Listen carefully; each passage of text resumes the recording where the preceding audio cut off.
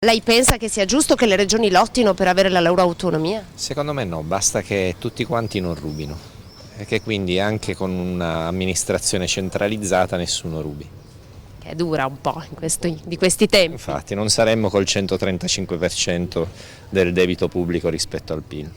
Penso che sia una cosa positiva esprimersi sull'autonomia. Io, pur non essendo dello stesso parere politico del governatore Zaia, voterò sì a questo referendum, perché penso che sia importante che la nostra regione acquisti elementi di autonomia che altre regioni hanno. Io voto no. Perché? Perché di sì, poi sono italiano.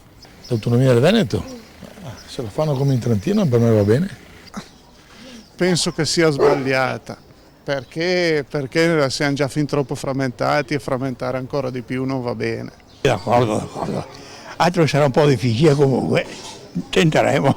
Autonomia al 100%, minimo è quello che necessita qui. Bisogna che facciamo perché sennò non riusciamo a fare niente, nel modo più assoluto. Cosa ci farebbe lei con i soldi che arrivano sul territorio? Cosa bisogna fare? Beh, prima di tutto il turismo, in secondo punto opere come questa del ponte. Bene, dovevo farla prima, sul serio? Serio. Però mettersi a farla, non sempre chiacchierare. Sicuramente sì, però non sarà un passo decisivo, ci saranno successivi passaggi, però chi ben inizia è metà dell'opera, dicono no.